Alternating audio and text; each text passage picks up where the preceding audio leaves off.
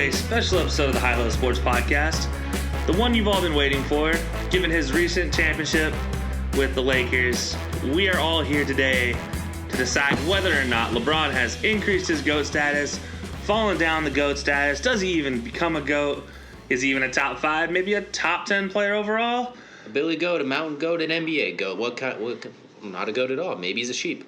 Yeah, you never know. So we have Devin with us today, and we will be discussing kind of where we have LeBron at this point in time in his career, where we think he'll fall, and kind of what do you think. So, I mean, I guess real quick, guys, get us started. What do you think, DJ? GOAT, no GOAT, top 3? 3 words or less on the GOAT conversation? Nah, fam.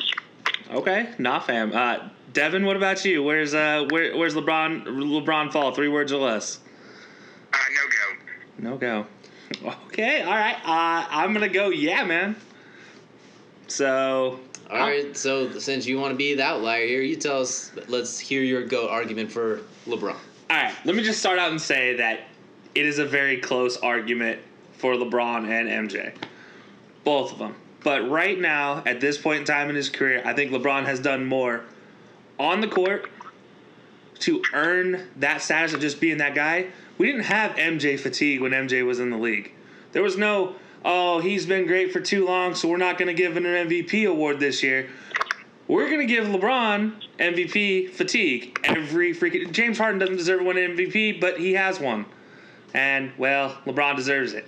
So I think he's been too good for too long. I look at it, and then what he's done off the court on top of it takes what was a 50-50 argument, maybe a 49-51 argument to MJ, and kind of just overwhelms it. I mean, you look at it and you think basketball today, you think LeBron and then MJ.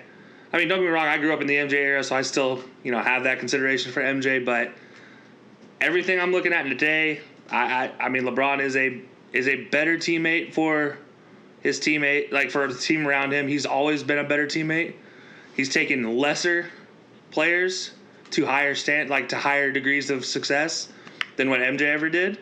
I mean, MJ, until he got Pippen, I mean, he couldn't beat the Pistons. But, LeBron with a bunch of scrubs and Delonte West, his stepdad, made it to an NBA Finals. So, well, I mean, I was just saying, wasn't quite there when they got to the Finals, but he was there in heart. I mean, he was definitely there in his mom's heart. That's for sure. Damn, man, like too soon. But no, I mean, yeah, I look at it and I can't see a realm in which LeBron, if I'm picking a player and I'm thinking this is going to be the best player to build my team around from now until the day they retire, I'm picking LeBron. Day one. No questions asked. And I believe I'll be just as successful, if not more successful down the road than if I pick MJ. So, and that's to me how I take this debate. And then you add to everything he's done off the court. There's a lot that, if I want I want the guy, the face of the NBA, I want him to be able to handle himself in front of a camera. And MJ struggled with that during his career and never actually really did anything to set himself out there. But LeBron has no issue getting in front of a camera and saying what he believes. And that's all. I mean, that's what I want. I don't want my face of the league to be afraid to handle the media. That's never anything I want to see. So that's my take on it. That's my take on it, at least. So, Devin, do you want to go next then? Let's go in here let's hear yours on this one. Okay, I'll go. And my big thing, I don't think LeBron is the greatest of all time. And I mean, it's close. It's so very close. This was a very hard decision for me to make. But I mean, for me, end of the day, Michael Jordan was, even when he was with the Wizards, he was averaging like 30 points a game. He had some pretty breakouts. And we don't need to talk about Michael Jordan and the Wizards. Like, that is, as NBA fans, it's not real. That was not a time in Michael Jordan's career, but I mean, he was still, as an old man, putting up points. With tendonitis in both knees, too. What? And with tendonitis in both knees, casually just... Yeah. And I mean, he was just doing his thing, which is scoring the ball. Michael Jordan is just one of the most elite in basketball to score the ball. And I think with that skill he has, of his ability to score the ball, I think he's the greatest of all time. I mean, it's hard. And it's really hard comparing the two because they play basketball so very differently. LeBron James is more of a player that is going to make everyone around him better, make the right pass, even when he is the better player and would probably make the ball instead he passes it out to the open three.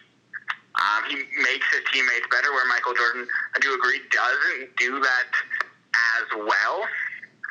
But what Michael Jordan does is he makes the decision to put it on himself, and then not to give the ball up as much, and he'll score. And I think that decision making enough to win the game, I think it gives Michael Jordan just a little bit of that edge. I see what you're saying. So basically with Michael, he's putting the onus to make that final shot on him. So if it doesn't go in, it's basically like, okay, that's on me. He's not passing it to Danny Green, who's basically been ice cold, and putting all the blame on him, more or less.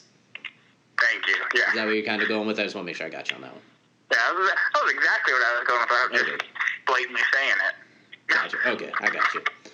I guess I'll go next, and I'll start by saying the fact that the conversation is LeBron the GOAT or not, it means there is literally no insulting either way on both players this way. We are literally comparing the pinnacle, so I feel like either way you're not insulting either one of them by saying they're not. At least my humble opinion. I feel like if you put me in the GOAT of anything that's not negative or destructive or catastrophically embarrassing, I am cool with it. And even if you do, it's still kind of like, all right. It depends on the level of catastrophically embarrassing. Then we'll at least have a conversation. But The worse, the better. within reason. So I'll start by saying I disagree with you on the whole Jordan fatigue. I mean, Charles Barkley got one kind of out of Jordan fatigue. Karl Malone got a couple from Jordan fatigue. Like, it did kind of exist. It just his career wasn't quite as long as LeBron, so it didn't seem as dramatic. But it did exist a little bit. I mean, there were plenty of times where Jordan could have got more MVPs. I think it wasn't as prevalent because LeBron's playing for 18 years straight, where Jordan had that 2-year gap and then the 4 years, and so it wasn't as prevalent. But he did miss out on a few MVPs. He has 6 regular season MVPs. Could have 9, 10. Yeah, it's not as bad because it's not A, during the prime of our lives watching it, and B, it's not for so gosh damn long. Like, LeBron's been an MVP candidate since 2007. Yeah, pretty much. Like, he's been a top 3 or 4 since, so it seems like every damn year. Like, that's why it seems more prevalent, I think. Where Jordan's was more for a decade, give or take. Where this is going on 16 years now since he's really been in. Well, he's year 17, 13 years, and still climbing. Could have been MVP this year. I'll say about the MVPs. I think the Malone one, yeah, that was definitely a Jordan fatigue moment. But I think the Barkley one was kind of a flip-flop for him. Like, they kind of messed up earlier and didn't give Barkley an MVP when he was absolutely outstanding, and then they gave it to Jordan, who was kind of... No, he's still outstanding. I mean, yeah, but in that season in particular, it was like... I can see them flip-flopping that for Barkley and Jordan that time, but the Karl Malone one definitely, I'd say, was fatigue for sure. And the James Harden one, the second guy was Russell Westbrook in that one too, so it wasn't even really getting it over LeBron. It was, if anything, that was also making up for when they gave it to Steph over him 2 years prior. So weirdly enough, LeBron's in the top 3 every single year, but there's been like a 4-year stretch there where he was basically number 3. They were trying to give it to other guys more or less. So the fatigue's real, but I think it did apply to both of them. I don't have him as the GOAT for a handful of smallish reasons, but I will say, I will reiterate, we are conversating the pinnacle. So everybody who has LeBron in their heart and soul and tattoos of him across their chest and chosen one tattooed across their nutsack or whatever they do to pay homage to LeBron James, not insulting him. I would basically keep it really simple to start with is LeBron might actually be the best player, considering if we were to grade them like 1 through 10 on each individual skill set, they're all those sort of things like post-up game, shooting, three-point shot, free throw, mid-range, fadeaways, just go down like a Excel spreadsheet, basically, that weird type of thing. LeBron's going to have a lot more 8s and 9s, where Jordan's going to have some more 7, 6s. But I think Jordan has more 10s, which is one area that might separate him. When I look at it too, let's just kind of look at it. LeBron has a one-time. He's not really a scorer. Devin mentioned it. He's closer to a Magic Johnson with a little bit higher volume scoring than he is Jordan's play style, who was a score-first type of player. That being said, scoring is kind of, since the day we were 3 years old playing on the playground to the time we were in high school to if we played college or basically in the YMCA against all the old guys that like to walk around naked in the locker room. I hated those guys. I hate those guys too, and that's why it was always nice to drop 40 on them. And we always said we dropped 40 on them. We didn't say we got 10 boards on them or we got 10 assists on them. We talked about dropping 40. And when it comes to dropping 40, 50, 60, MJ is a 10-time scoring champion or whatever it is. I don't even know the exact. Stupid, yeah. It's all of the scoring championships, basically. LeBron only pulled that off once, which I know it's not his play style, and getting it once is still impressive, but the game still comes down to getting buckets. The number one priority of basketball is score more than the other team, and it's not like football where defense beats great offense usually. In basketball, great offense beats great defense. The point in case, Michael Jordan's closest comparison, Kobe Bryant. That man could shoot the ball with his left hand while getting one hand, his right arm fouled, both legs tackled by Ray Lewis, and then someone else, Shaq's sitting on his head, and he still throw up with his left hand and make it, because that's just how basketball kind of works. It's kind of weird that way. It's kind of like how boxing's a game of defense. So like Floyd Mayweather, the better defense will win as far as defense and scoring points every single time, whether you like it or not. Where MMA is a game of offense, where just because you have a perfect defensive shell, takedown defense, you could still lose the fight from someone just outworking you. So that's how I kind of see it in basketball too, is offense will beat defense pretty much all the time. Well, all things created equal, better offense will beat defense. And speaking of defense, Jordan's a multiple-time defensive player of the year. Basically, his entire prime, he was on first-team all-defense, where LeBron should have won Defense Player of the Year. That in 2013, he should have that one. Marc Gasol's that was weird. I don't think anyone fully agrees with that. And LeBron's a very good versatile defender, like we mentioned, checking all the boxes. He could guard most ones, most twos, most threes, quite a few fours, maybe some undersized fives, not like Joel Embiid, Tim Duncan, like prime centers, not Shaq in his heyday, like. Not an elite center, but he can guard, like they put Kendrick Perkins. He hadn't guarded Marc Gasol. Nah, he's not guarding Marc. Maybe now Marc Gasol, but Defensive Player of the Year, Marc Gasol probably not. But the point is, Toronto Marc Gasol, absolutely. Just because that's a spot-up shooter, basically. But the point is, like, I'd still give a slight edge to Jordan, at least in perimeter defense, where LeBron, he says he's a perimeter player. That was kind of the big issue with him in Miami, is they wanted him in the post. He wanted to be a perimeter player without being a point guard. So perimeter defense, I give Jordan the edge there because he was 94 feet of clamps. I mean, we talk about Scottie Pippen being arguably the best defensive perimeter player. Jordan's in that conversation too. I mean, like, yeah, even in those later years when they couldn't, that second three-peat after the 72 and 10 year, they weren't scoring a lot. Like those ones against the Jazz, the final scores are 85 to 76 because they were only giving up 76, even though they were kind of offensively inept. So defense, that area, I kind of give him the advantage too. Where I will say is LeBron does have a lot of he has arguments. That's what I'm going to touch on those two really quick. I know mine's a little longer than your guys'. So these are opening arguments. These are opening arguments. I'll give you guys. I've been thinking about this a lot, even before the finals, and just kind of it's something that I always think about because I don't want to say one thing and then just overlook something, if that makes sense. I'm really trying to be thorough on this one. So you're saying you have the random thought in the car while you're driving home, and you're like, hang on, I got to pull over and type this into my notes.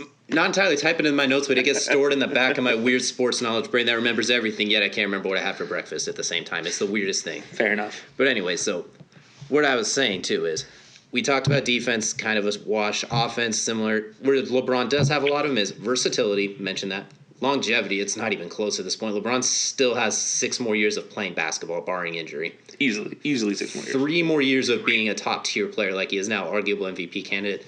Then probably 3 years of being, still an all-star, but maybe not quite LeBron James necessarily. I'm trying to think of like a comparison that's in the league right now, but it's hard to even think about LeBron besides LeBron James, honestly, but just kind of a lesser version of himself, I guess, maybe. Like Al Horford-esque? Well, a little better than Al Horford, but kind of a similar thing. Like, he could still be as productive like Jason Tatum, per se. Maybe in a different, maybe not as many points, but like... Or like a current Chris Paul. Something along those lines. Yeah, like a slightly more productive Chris Paul. Something along those lines. You guys get what I'm saying, basically. Yeah. Or like early in his career, Kawhi before he exploded, the similar type of thing. So, obviously, he's going to have all the records. He's going to have the all-time scoring record, the all-time... He's going to be all-time in assists. He's going to be up there. He's not passing Stockton because that's just a broken record. He's not going to pass. He's not going to pass in rebounds because all the damn centers we talked about. But the fact that he's in all those conversations, his versatility and longevity is going to put him right there. We talked about the pressure and the expectations. It really shouldn't go much into the GOAT conversation, but I'm still going to give him credit for it. No one has had a spotlight on him quite like this and still doesn't. He's handled it. He's had his moments of you doofus, but he's never had anything of like catastrophic memes. Like the villain commercials is what spring to mind when I think of doofus moment for LeBron when he did the "Don't hate me because I'm good" commercial or whatever it was with Nike. That was just atrocious, LeBron. Like he has his goof moments, but he doesn't have all time bad, embarrassing like Pac-Man Jones, like those type of things. No major missteps. No Michael Vick type things like just some other players you think of. Nothing where, or even the quote unquote gambling thing with Michael Jordan. Like you don't have those quote unquote accusations barring over his head. The worst thing I think is Delonte West and his mom. And that's honestly that's not even his fault. Yeah, that's weird.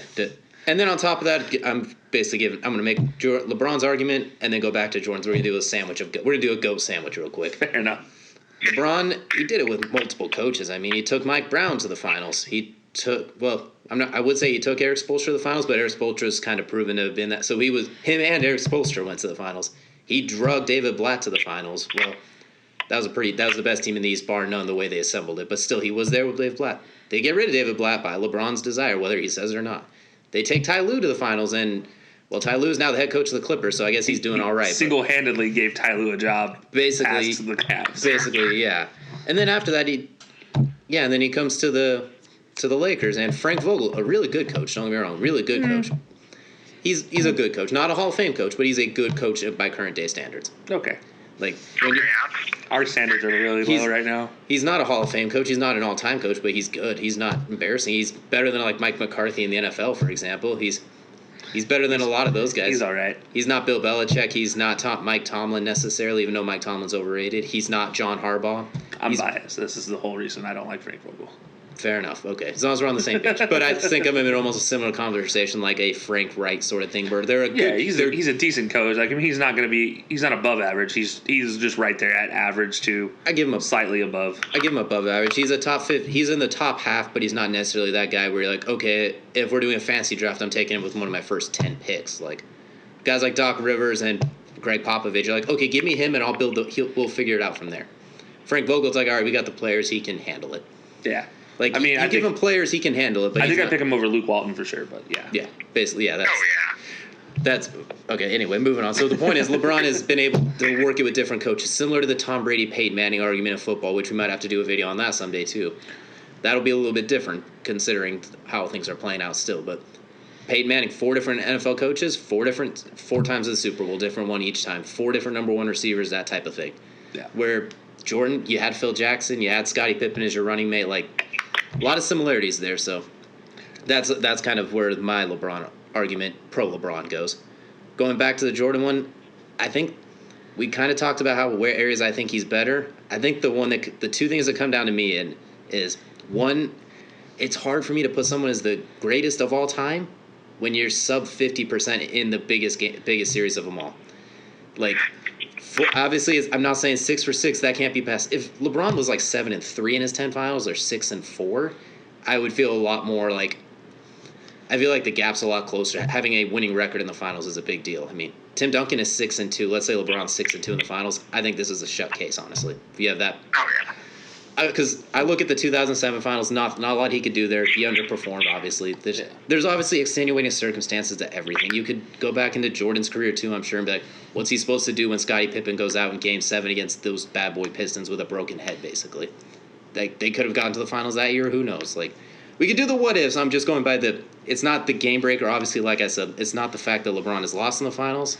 It's the fact that he has a negative record in the finals is what kind of hurts. Like, let's say he finished his career with 15 finals appearances, the way it's going, hypothetically saying.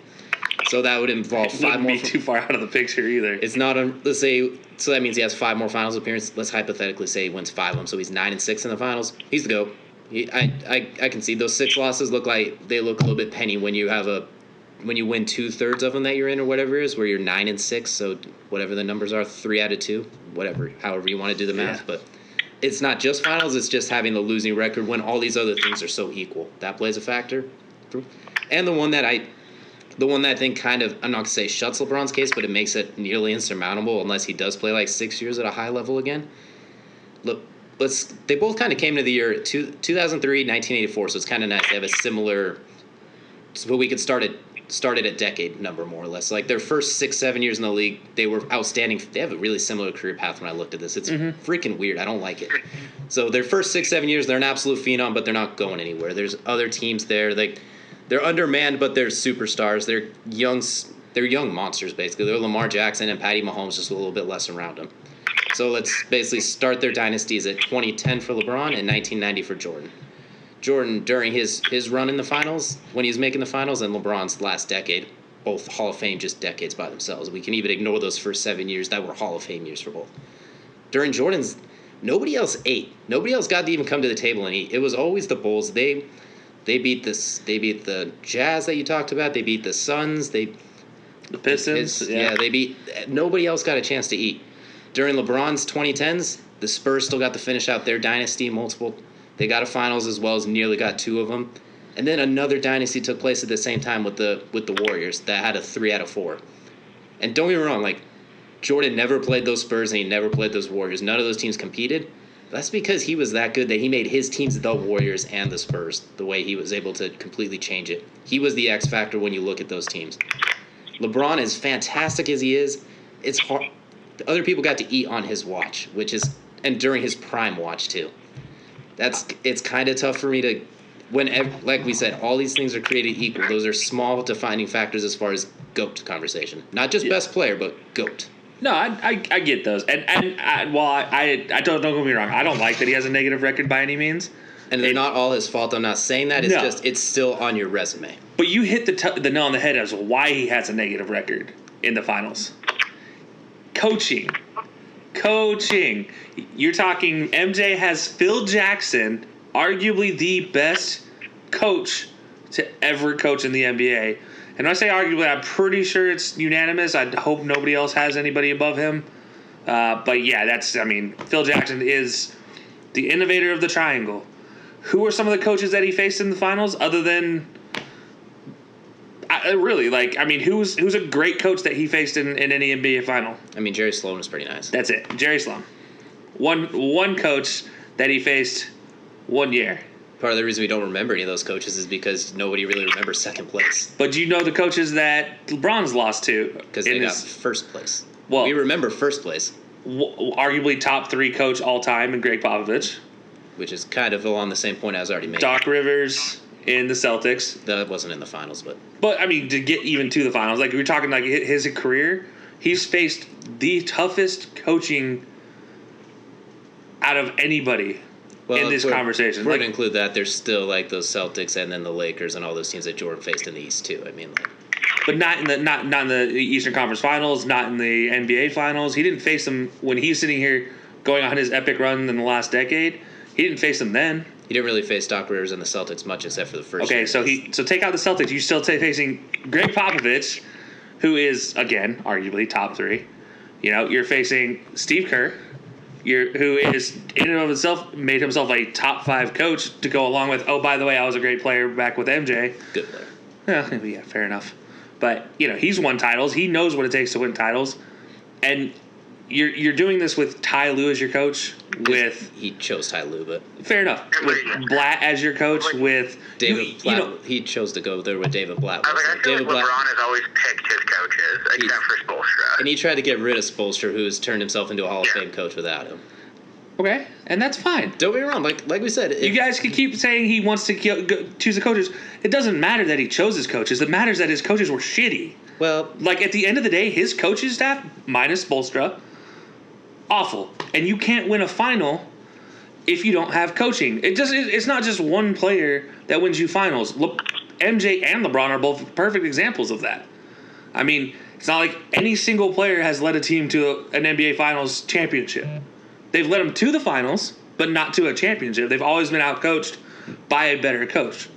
And you see it all the time. The one thing that makes MJ so great is he was in such a perfect position where he has a running mate in Pippen, and he has a head coach in Phil that is just outstanding.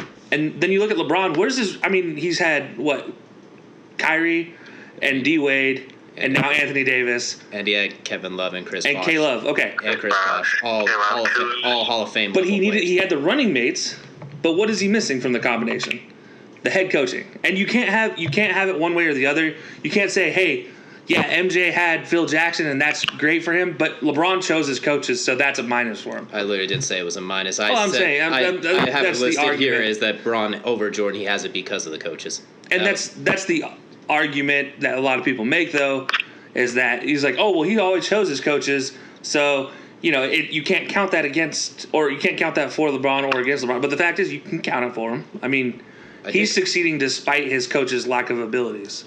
I don't think they were necessarily lack of abilities. They just weren't necessarily Hall of Fame coaches every time. I mean, Spoelstra, he was 2-2 in the finals with, and he lost one of those finals on his shoulders. That Mavericks one, he lost that one almost by himself. Really. I mean, yeah, like that's another thing is he has. You don't go poke a bear like Dirk Nowitzki and think you're going to get out of there scot-free. And you don't have a running mate averaging 30 and would be the MVP, and then you lose the game 4 straight in a row too. They're little things. We're nitpicking, but that's how close we are. We're talking 9.9 and 10 out of 10. Like these little things do kind of make a case against him. That again, the Heat era withholding. You look at just what he's had to deal with, and I'm sorry, he's done more with less than MJ by far. I mean, by far. I don't know. Far and away. Yeah, I don't know about by far. He had the one running mate the entire career, which is obviously a plus for him having the one guy. But that one running mate might just happen to be a top 10 all-time NBA player. I don't know who's making that list, but okay. I mean, look, if Pippen isn't at least in consideration for a top 20, maybe top 50. Ooh, boy, all right. Average like 17-6. Some real hate coming out here, but average anyways. 17-6 and 5. Anytime one of LeBron's guys do that like Kevin Love did, he's absolutely chastised. And Kevin Love was the third guy, not the running mate. I'm just, look, we all talk about that Pippen matchup, and you even said it that, he's considered one of the best running mates to ever go along with somebody. I said one of the best defenders. Hey, so be it. That's part of being a running mate with somebody. That's fine, but we also talked about getting buckets, too. It was all about Jordan getting buckets and everyone else contributing in small factors. When LeBron had co-running mates, Dwayne Wade's a Hall of Famer and a top 30 player in his own right, too. K-Love is a Hall of Fame level player. Will he get there? Probably not, but actually, no, it's the Basketball Hall of Fame. He'll get in the Hall. He'll get there for his college years. He was averaging 27 and 14 before he went with LeBron and was delegated to a three-point shooter. Chris Bosh was a Hall of Fame player. The first year before the blood clots unfortunately kicked in, he was averaging 30 and 15 for a while there and was making an MVP case. Kyrie, probably not a Hall of Famer because he can't get out of his own way, but when they needed him in the finals, he was getting buckets and averaging 40 along with LeBron during that 3-1 comeback. It was the LeBron show, but he was not alone. Kyrie was the second best player in that series. Yeah, and I'm just saying the same thing for Pippen, but in my eyes, I look at Pippen as a better running mate, a better number 2 option than what anybody LeBron's had, except for Wade. I will say Wade, in my eyes, Wade is a better running mate, a number 2 option than Pippen. And Anthony Davis in this last final. Anthony Davis too, yeah. What we saw during that, and there's still plenty more to come. Maybe Anthony Davis falls off a cliff violently for the rest of this, and it's possible, and that could make in 1 year. Yeah, okay, I'll give you 1 year worth of. That's all we got to work with so far. Of Anthony, but I just think of Pippen's best year as MJ's running mate. He was better than this 1 year we've seen of Ant Davis as LeBron's running mate. I think I would disagree with you on that one, but to each their own, I guess. I mean. Anthony Davis averaged more points, more rebounds, equivalent assists considering he is a power forward center where Pippen was practically like a point guard, point forward. And then the blocks and the steals. All signs kind of point to Anthony Davis on the one. Scottie Pippen's a Hall of Famer, top 50-ish all-time player. That's one fantastic running mate. Then you had what was left of Dennis Rodman when he was kicking cameramen in the nuts and fighting referees and banging That was Carmen the Electra. best Dennis Rodman. What are you talking about? It was the funniest one. The one we enjoyed. I mean, statistically, it was the best Dennis Rodman to play. He was a little bit better with the Pistons. Offensively, definitely better. Better with rebounds, too. That's when he was leading the league in rebounds and defense. See, either way, we're split. Like we said, we're splitting hairs. I'm still giving it to MJ, but LeBron has the closest case of anybody, in my opinion. I don't think there's a whole lot of things that go against him. There's just a few nitpicky things when you're talking this close. MJ's, I'm going to hold it against MJ, the leaving after the three-peat, and then leaving again because Phil Jackson's probably gone, which, we talked about great coaches, talk about terrible management with the Bulls, too. They kind of blew that thing up. Oh, gosh. Well, I mean, okay, but Gilbert, on the other hand, is We're not going to get into Dan Gilbert. If we're going to hold bad coaching and ownership for LeBron, we got to point out the problems with the Bulls too. Oh, absolutely. Yeah, no, their GM was an idiot. When it came to scouting players, he had 2 or 3 really good finds early, and then and I guess getting Tony Kukoc later was a nice addition, even though no one was scouting European players. So you literally just you just picked the best one from the Olympics. You just kind of walked over and they're like, hey, want to come play in the NBA? There's literally no other competition. I mean, like that's like giving Nick Saban first dibs on every football player nobody else is offering. Take Dabo Swinney and all those other guys out of it, you're going to get the best. Granted, Nick Saban does that anyway, so maybe not the best example, but you get what I'm getting at. You get first dibs of all the players. Nah, Nick Saban doesn't do that, but the people he pays does that. Touche. But point is, when you get first dibs, you're going to find some quality players like that. Yeah. No, I mean those type of things are the reason we see Dirk Nowitzki, et cetera, now because they went and grabbed some of the best overseas players. So I'm giving it to MJ. LeBron's fantastic. He's in the damn GOAT conversation. It's a GOAT debate, and there's really not a whole lot of other people to debate with. This isn't like those early Democratic caucus debates where you have 17 damn candidates yelling at each other. This is probably close to what we see now with 2. Actually, let's not put in that. Let's leave the politics out of this one, huh? You see where I'm going with it, though, where this is a one-on-one debate, not a 1v1, v1, v1, v1, v1 necessarily, unless you want to get real annoying with it. These are the 2 clear candidates for GOAT. I think Jordan has more. LeBron has maybe more pluses when you look at it, but he has more negatives too, which I think are what really kind of pull him back for me. Is he has the negatives weighing down a little bit more for me. See, I don't know. I guess you look at him as negatives. I guess it's the type of person, the fan I am. The type of person you are. Okay, Mr. Philosophy. Well, the type of basketball player. All of us. The type of basketball player I wasn't the guy that was going to score 40. I was the guy that could put up 10, but it would do more by assisting and rebounding than anything else. I mean, Jordan. So for me, I look at a guy that has more pluses on all the statistics, and that to me, I wasn't talking about determines statistics, but determines a GOAT versus just being able to be the best scorer and the best defender. Like that's I guess that's why I choose LeBron. I chose an all around guy versus. I mean, 30s. Okay, sorry. Let me put it this way: all around can cover point guard to center versus an all-around shooting guard.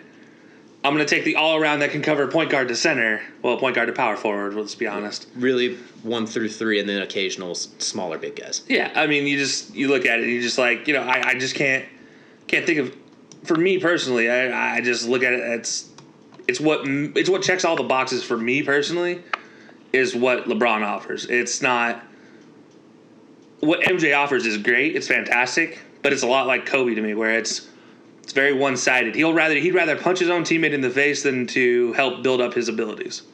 I mean, it did build up Steve Kerr's abilities in his own words. He said after that it made him a better player and a better coach too. I mean, and that's in those days though. This is the whole thing. In those days, you can get away with that shit. Today, if LeBron reared back and punched, let's say Jared Dudley in the face, well, that's not fair. Everybody wants to punch Jared Dudley. Hold on now. Okay, I mean, we don't know if that isn't already happening. Like, but this is the thing is like in today's media, it wouldn't come out that that's happened. Like you can't secretly punch your teammate in the face and it doesn't come out at some point in time. It's also apples to oranges though, because if there was this type of media and exposure at the same time from Jordan's entire upbringing, maybe it's a little more controlled about it. When you know you can get away with it, you're a lot more likely to get away with things. If LeBron could get away with punching a lot of these players, you think he doesn't want to punch Kyle Kuzma in the face a few times, especially when he dyed his hair? You think he hasn't wanted to punch Kevin Love in the face? Look, I know I can only think of Delonte West, and I know for a fact he almost punched Delonte. There's no way he couldn't have almost punched Delonte at least. There is an entire archive of memes of the way he looks at Kyrie and Mario Chalmers. He would punch one of them in the face so quick if he could. But no, J.R. Smith during the doesn't know what's going on. I'm sure he punched him in the face with his eye on that one. Oh yeah, no, that's for sure. But no, I just it just matches. I don't know. For me, I've always liked the all-around player versus but a guy who is looked at as just the scorer. The guy who could do everything but specializes, that likes to score more and does that better than just about anybody ever. Yeah. Granted, there is a stretch where Jordan averages a triple-double for more than a month, showing he's perfectly capable. Hey, look. In finals, he does the same drive and dish that LeBron does. Don't get me wrong. I grew up watching MJ and just literally I remember growing up in Alaska and watching MJ in the finals and just being like, oh, that guy's different. Like, Mom, why is he better than everybody? And how do I do that? Mom, how does he fly in the air so long? How did he switch his hands and do all that magic stuff? Can I do that? No, son. No, you no. stay sitting down right there, sir. You keep 2 feet on the ground, sir. We're going to give you some football pads, and you're going to play left tackle for us. Yeah, exactly. So, I mean, no, seriously, it's like what MJ did when we had the luxury of watching the end, middle and end of his career, and we've had the luxury of watching all of LeBron so far. I just think, what LeBron's offered so far is greater in my eyes than what I got from MJ. And again, that personal bias included in that. If we're talking about off the court, I think it's LeBron. It's still a close conversation, but I think LeBron wins off the court if we're going to factor just off the court in there. But sorry, Devin, go ahead. I was going to say I totally agree. I'm like, if you're going to go off the court and add that kind of stuff, I think it becomes a different debate. And I think I would probably change, but I'd have to think about it. But I mean, because LeBron or MJ, he was basketball only. I mean, everybody buys sneakers. Democrats, Republicans buy sneakers. He's never been one to voice. Never really was. So that's so much different than LeBron now. So I was just taking this as purely basketball. And that's pretty much what, as far as I know, is just a basketball GOAT debate. I mean, if we're going to try and change the subject here, then we factor in off the court stuff. Then obviously, speaking out and that sort of thing, LeBron's going to take that part of it, guaranteed. But I think you can also kind of add in the fact that Michael Jordan revolutionized the game. He made it overseas. He made it cool. His sneaker line is still the most expensive to the point where people stab each other online for him. So I think off the court, it's still not even that different if we're going to factor in all the off the court. If we're going to talk to just social, speaking out issues that way, it's obviously LeBron. But we're going to factor in all the off the court stuff too. So we're talking pure basketball, at least how I was doing it. I'm giving it to Michael. We factor in off the court. Certain parts of it, LeBron completely goats him. Other times, Jordan keeps it close. So MJ's got it right now. I mean, like I said, LeBron's still climbing. I'm not going to give a guy who's still climbing and has years left and hasn't fully passed him in my eyes and just give him the nod. Yeah, no, I get that. And trust me, I think I've said it many times in those podcasts. I have a hard time giving somebody who's still playing the ability to be a number one guy. But because I included the off the court stuff is why he is number one. Now, mind you, yeah, if we're talking pure basketball credentials only, it's 51-49 in my eyes. But I brought in the off the court stuff as well because it is part of what we think of when we think of LeBron. Well, that's more like he's a GOAT human being than I was talking about. Well, and it's a GOAT NBA basketball player at this point in time. That's part of being an NBA basketball player now is you have a camera, you have TMZ in your freaking house at this point. That's like an off the court thing too, though. But it's still part of being an NBA basketball player. Tell Kawhi Leonard that. Tell Delonte West that, who had his career ended because of it. Well, that was more of because he gave money to everybody, and sometimes when you feed a leech, they don't stop sucking. Yeah, that's my point, though. Is like part of being an NBA basketball player, especially nowadays, you have to include the off the court stuff because it is all part of the ecosystem of being an NBA basketball player now. It's all so on the camera all the time. But that's also at this sort of time frame. Now, this wasn't we can't really compare this to other eras because it wasn't the same. And when you still look back at it, we saw it in The Last Dance and other things. Jordan was still a rock star that everyone's following around with cameras. He was the closest thing to what we have now. And he dealt with it just well. That's just it. Like I'm not taking away from what he had to deal with from the person. Like I mean, yes, international. He was the first international superstar in basketball. Still the biggest international superstar, realistically. Yeah. Very close. Very close. I mean, considering like we just talked about people literally killing each other over his shoes when he's been retired since 1998, and that's not including those aforementioned wizard years, which somehow you still sell from those years, one of the worst looking things ever. Anyways, yeah. Well, that's your inner sneakerhead coming out on that one, but okay. Anyways, yeah, no, I mean, look, I'm not taking anything away from that, but you have to include it if I include it for LeBron so I can include what I can from MJ. And unfortunately, he was in a time period where it was frowned upon to speak out as an athlete. So that kind of it works against him in that manner. And that's why for me it's a 51-49 debate without it in favor of MJ. With it in favor, I don't put much weight into it, but I put a 2% weight into it. So it's a 51-49 debate towards LeBron for this. It's kind of how I look at it is I'm like, it's so close right now. But if this continues, if LeBron's arc continues the way it's going, we have 5 years of just sheer dominance left. I mean, he might not even be sure dominance, but as a pure number 2 for the next 5 years to Anthony Davis, then all right, he's the GOAT at that point, but like hands down. But right now, to me, it is a 51-49 debate, and I said that at the beginning. Like, it's a tough choice for me, but I'm giving it to LeBron. I'm still giving it to Jordan. I think he has more big time. He has more moments, more accomplishments, more great moments in his career, because LeBron's is not done yet, as I aforementioned. LeBron has more numerical victories, more or less, where Jordan has more memorable victories, as well as having a bunch of the stats as well too. Points when you go per game PER, per game points, per game all that stuff. Jordan's a dirty man. Right now, LeBron's going to have more total because he's probably going to play 20 years plus. He's at 17 now, is it? So yeah. Jordan played, 14, 15? Yeah, I mean, 2 retirements. And yeah, exactly. So totality, when it comes to all that, it's going to be LeBron. I already mentioned he's going to be the all-time leading scorer. He's going to be top. Like, his final resume is going to be insane. And we can revisit this when his final resume is out. This is a little projecting from all of us on that one. Yeah, and it's 100% the fact that at this point he's the first player to win 3 titles with 3 different teams and win MVP for all 3 teams. I think it's win MVP with 3 different teams. Well, and with 3 titles as well. Yeah, like I thought Robert Horry already did 3 teams. I was pretty sure a couple players done 3 teams before. I could be wrong, but I know he's the first for 3 different MVPs because they were talking about Kawhi Leonard doing it, and lo and behold, LeBron beats him to that too. And then on top of that, I mean, he did get Danny Green his 3rd championship with 3 teams too. But that's a more entertaining fact for me. Okay, that was just okay. He just literally dragged Danny Green's body to this championship. Is my point. Danny Green had his moments until the finals. I mean, that being said, since he dragged Danny Green's finals there, he still probably should have just taken that shot. Yeah, I mean, look, Bam is not a defensive center that can stop LeBron James. LeBron his decision making is not always right. It's always right, but it's not the right choice. Yeah, and it's not the right choice for his. Honestly, if LeBron decided to hold on to the ball and take the last shot in his career, we might be having a completely different discussion right now because he might have hit 10 different game winners at some point in time instead of passing it off and watching somebody else miss. That would add to his moments, things that'll stick in the memory bank for GOAT too, I think. Yeah. He already has more game winners than, if I'm not mistaken, he technically does have more buzzer beaters, like true buzzer beaters, than Jordan or Kobe. I could be wrong. They're kind of meaningless. There's a lot of them that are kind of like random layups on a blown coverage and that sort of, like that one against Orlando, amazing, holy shit. The one against Chicago in the playoffs with the Cavs, okay, I see you.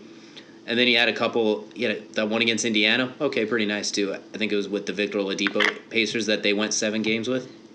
So, like I said, I think LeBron will continue to add to it, have more great moments. It's hard to compare them because they're such different players. It'd be easier if they were just both pure get buckets or pure versatile.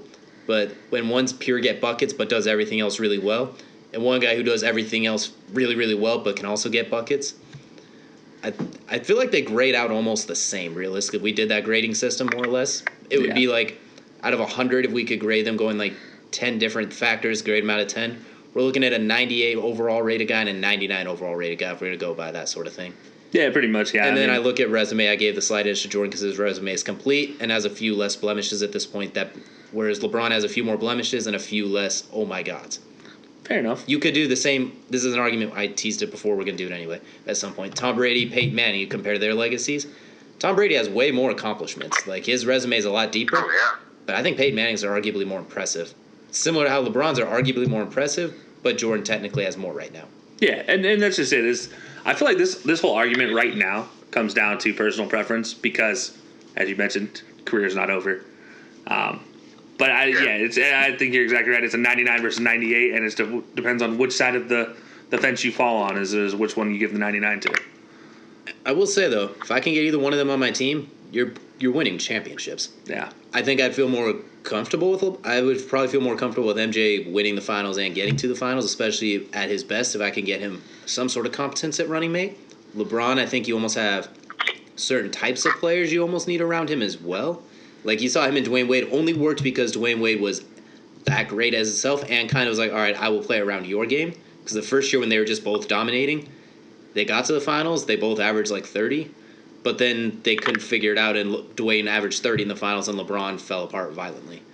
Whereas later in his career, you got Kyrie, a guy who fits his whose skill set complements LeBron's more, and Anthony Davis, whose skill set complements LeBron's the best, realistically. You kind of almost, they say LeBron is the system. That's kind of been the thing, like, oh, we don't need a system for LeBron. He is the system. Problem is you got to have players that fit that system. He doesn't necessarily adapt to just about anyone quite as well. No, not at all. Just because his system is so running the offense, being a typical playmaker quarterback, where Jordan's like, all right, you got to get buckets on occasion. You got to get rebounds. I'll do the rest. Yeah. He has that he has a different of, okay, I could do kind of like what we see Deshaun Watson doing in Houston, where it's like, all right, guys, get Bill O'Brien out of here and let me just handle it, okay? You guys just do your thing. I will make it happen. And then I think that's a little more Jordan, where LeBron's a little more like the Tom Brady and Peyton Manning, where it's like, this, that, the other, I need you to be here, this, that, that. If you're not quite here, this doesn't quite work, bad things can happen a little more often. Yeah. Like when we see Tom Brady throw a bad pick, it's like it's the receiver does a 7-yard out instead of a 10-yard out, and then the ball's overthrown and picked off. He doesn't necessarily adjust to that kind of adversity as well. With Tom Brady and Peyton Manning, they're such precision. They're surgical freaks, basically. So what I'm hearing from this. You cannot wait to talk about Tom Brady and Peyton Manning. It's really quite the comparison when you think about it, because they're arguably two goats at quarterback, and that's the most important position of football. Basketball, a single player can make that big of a difference, as we have seen. So it's kind of a unique cross sport comparison we can make, because we really can't make a comparison like this in basketball.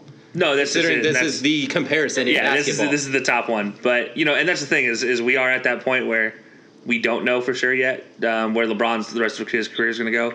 But as of right now, I mean, we'll go ahead and wrap this up real fast. Is you can just tell just how quickly this has gotten to being a very close argument. Whereas a couple years ago, this wasn't an argument. So I mean, right now you got 2-1 right now. You guys both have as MJ as the GOAT, me as LeBron, but just barely. So we see how this is going, and this will definitely be a conversation we can continue in the future. And what I will say, though, before we sign off, actually, I'll let you guys, if there's any final remarks, let you guys go first, because I want mine to be the last ones.